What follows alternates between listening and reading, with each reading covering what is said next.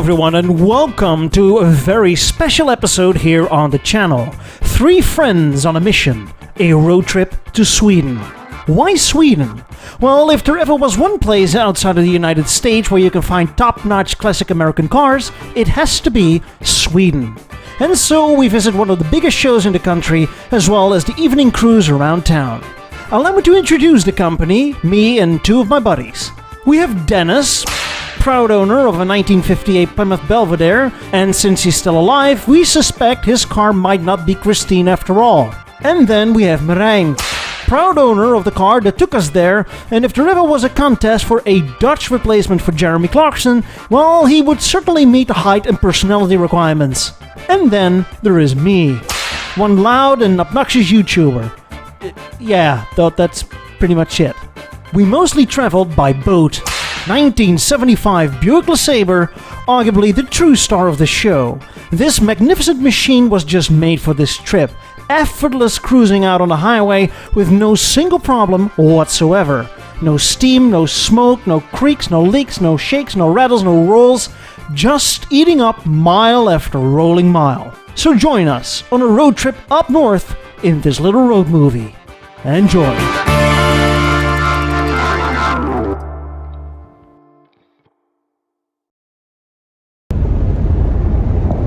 Hi guys, and welcome to the Ed's Other Reviews special, the road trip special to Sweden. We just left the Netherlands on our way to Denmark actually to pick up Ed, because Ed is a princess and skipping out in the first part.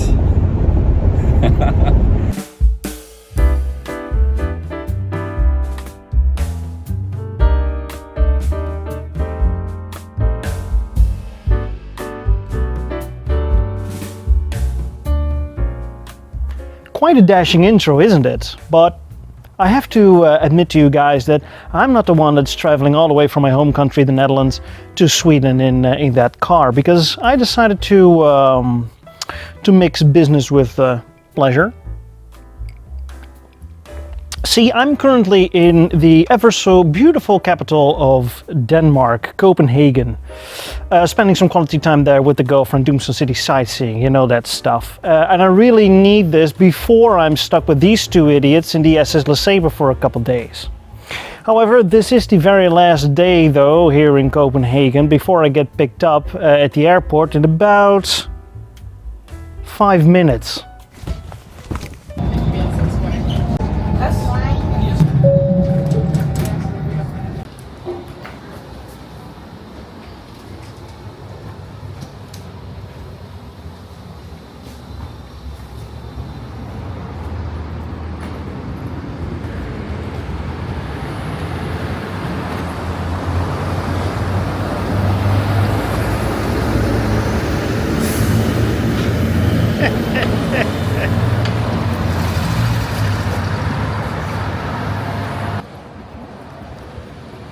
Is dit mijn taxi?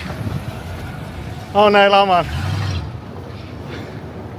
As it turns out, this actually was my taxi, but it required a little bit of persuading and selling my soul to the devil, or, well, really just these two. So let's hit the road. We still have a long way to go. You know, all things considered, the scenery is not that bad. It's just... oh, never mind. We had to stop for gas. Dit is wat we mee te dealen hebben. Voor een liefhebberij voor Amerikanen. Lekker bier tanken. Want hoeveel zou dat ongeveer kosten, zo'n tankbeurt? Nieuw. Ja? Dat kost €1,46 per liter. €1,46. Tank voor premium kost €1,46. Oké. En dat zou zijn in dollars? Want dit is omgerekend denk ik zo'n $8-9 per gallon. Ik denk het wel.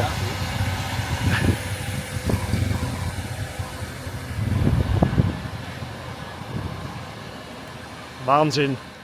We kept track of Buick's fuel consumption. In total, we traveled some 3,500 kilometers or over 2,000 miles. We stopped 7 times for gas. Out on the highway, with cruise control, we averaged 7 kilometers on a liter of fuel, or 17 miles a gallon. But as soon as we were out on the back roads, stuck in traffic, or cruising up and down the streets, we jumped back to 3 or 4 kilometers a liter of fuel, or an ice cap melting 7 miles per gallon. Such is life with an American car. Hello! How dare you! Anyway, as I was saying, the Buick has quenched its unbridled thirst at the pump, so let's hit the road to Sweden, not limited by any distraction. Never mind. After seeing a sign by the road saying Classic American Car Dealer at the next exit, of course we had to make a stop. This dealership sold a fine selection of American rides, but there was one particular car all the way in the back that caught my attention. It's a Zimmer Quicksilver. A what now? Well, the first part, Zimmer, was a company specialized in so-called neoclassic cars. I made a few episodes about them, you can look them up if you like. Cars with old looks but built on a mix of modern car parts. The Zimmer Golden Spirit is the most well-known model. But then, Zimmer decided to add an extra car to the lineup, which would be based on a 1980s Pontiac Fiero, no less. The Fiero was America's first mass-produced mid-engine car. They would take the Fiero and rework it by changing the front and rear end styling, adding more bling bling. I always like to joke that it's the result of a Ferrari 308 that would spend the night with the Lincoln Mark series. So it's essentially a gaudy Fiero, and the interior was also changed with the addition of power steering, leather and wood. It's presumed only 170 of these were made, so I hope you can imagine my surprise and excitement to find one of these on a roadside dealership in southern Sweden of all places. After spending some time being distracted at this dealership, we hopped back into the car and continued our pilgrimage to our final destination, which is... We're here in Sweden, and the first car meet we're attending is in the lovely city of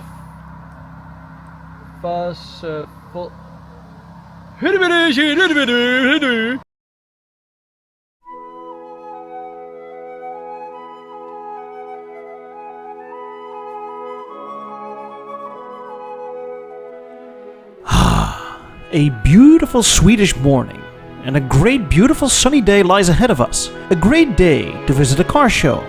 But first things first. Do you want to wash your car? We got great service for you.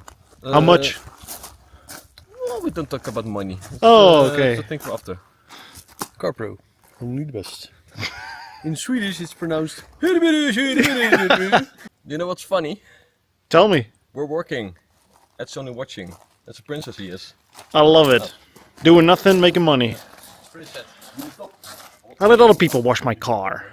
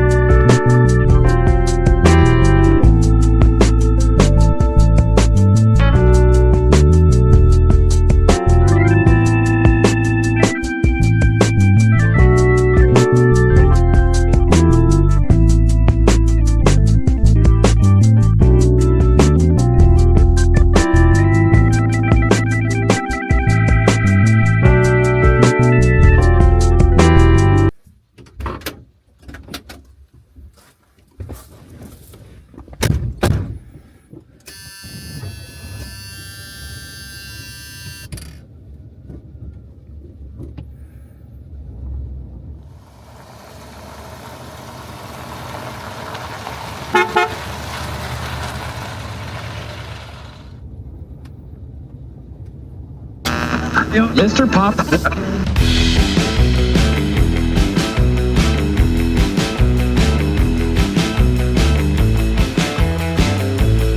While we're driving to the show, it might be a good time to stop and wonder, why is Sweden such a classic American car-loving country? Well, sources are limited, but one reason is that Sweden remained neutral during the Second World War, and although no American troops were stationed in Sweden, the country wasn't exactly left in ruins either when the war ended. as opposed to other European countries that had to be rebuilt, and father, the head of the family, only started to think about buying a small European people's car in the 1960s, the Swedes, and especially the Swedish youth, could already afford large and used second-hand American cars in the 1950s. And so, by the late 1950s, young Swedes wanted their piece of the American action. The cars, the clothes, the quiffs, the music. You get it. The Swedish interpretation of the American lifestyle eventually became known as raggare. For outsiders, raggare can be best described by such terms like rockabilly, youth gangs, hot rodding, and hillbilly. But even these terms don't quite cover it all. Whereas in the USA, these youth cultures eventually faded, and classic car collection in general moved on with time. These days, cars from the 1980s and 90s start to get popular. In Sweden, raggare stuck. It's all about classic American cars from the 1950s and 60s. Think of it like the cars in Cuba. As a Swedish subculture, time stood still. After the 1970 model year, the interest in cars quickly drops off, and this also includes American pickup trucks and the typical muscle cars from the late 60s. Because what cars do Swedes like best? Well, you'll see as we enter the show.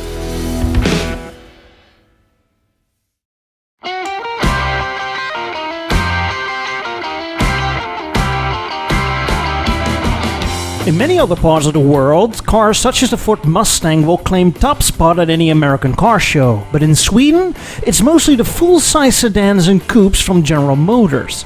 Particularly Pontiac claims the top spot with the Bonneville and the Catalinas, followed by plenty of Chevrolets. And you know, a 1959 or 1960 Cadillac, particularly the Eldorado, is just a common sight. But you can also find plenty of not-so-everyday stuff. Besides GM, the tail-finned Chrysler forward-look cars from the late 1950s enjoy some great attention as well. And then there are the rare oddballs, like this 1960 DeSoto, which is from the second to last year for the brand, or this Mercury Turnpike Cruiser, which was only offered for 2 years. And what about the often forgotten AMC with the Ambassador?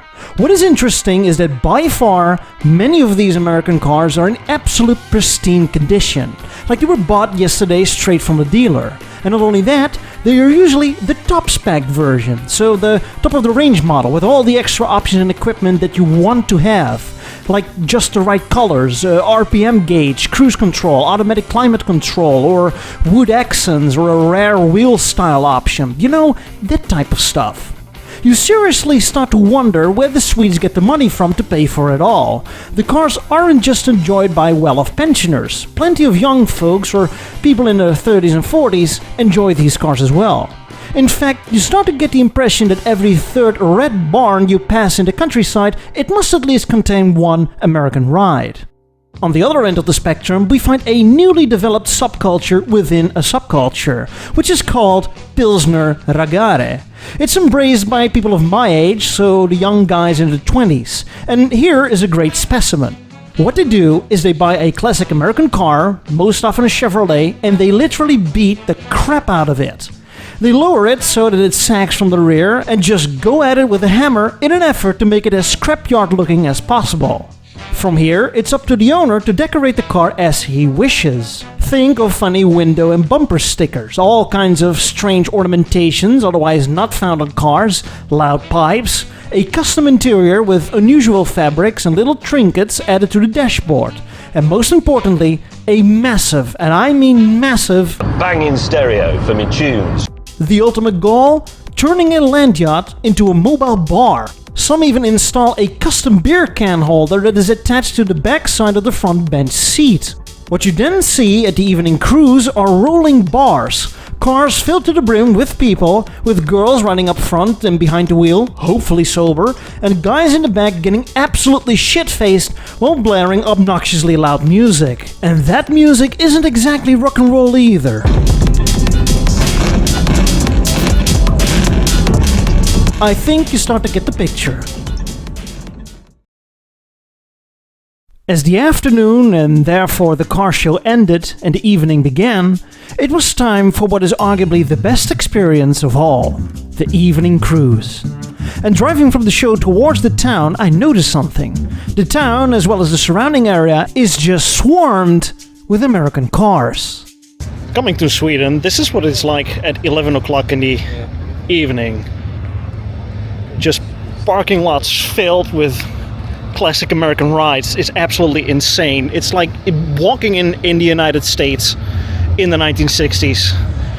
I mean, we got a Pontiac right here, we got two Chevys, we got another Chevrolet Malibu, we got a Ford pickup truck. On this side we have a Ford station wagon, a Ford Mustang, alright. You get this beautiful badass Lincoln right here. And this is just simply everywhere, on every parking lot, on every street, even during 11 o'clock in the afternoon, or sorry, not in the afternoon, in the evening, it's just completely filled. And if that's not enough, they're still cruising up and down the road just behind the trees in the building right there. Here we got a modern day Dodge Challenger, we got a Jeep right here. And then we have another row of cars, including a Pontiac, a Mercury, a mid-50s Ford, and this beautiful, beautiful Packard. It's absolutely insane. Want to park somewhere? There are classic American cars. Walking out of a fast food restaurant? There are classic American cars. Getting gas? There are classic American cars. And I think the gas station earns a year's worth of revenue in just a single weekend. All the local roads are completely backed up, 70% of which are, you guessed it, classic American cars. All these cars ready for the evening cruise, us included in the SS LeSabre, line up before entering the cruising route. And it just looks like an all-American traffic jam from the 1960s. And before we know it, we were part of an endless summer evening cruise.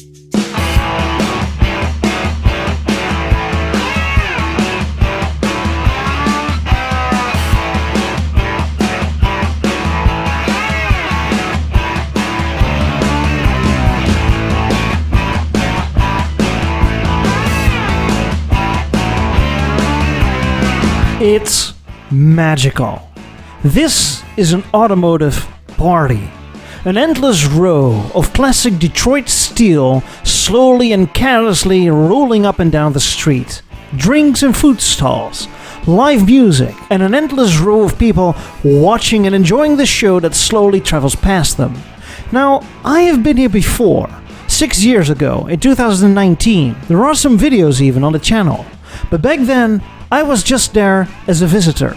This time, we were there as the main attraction.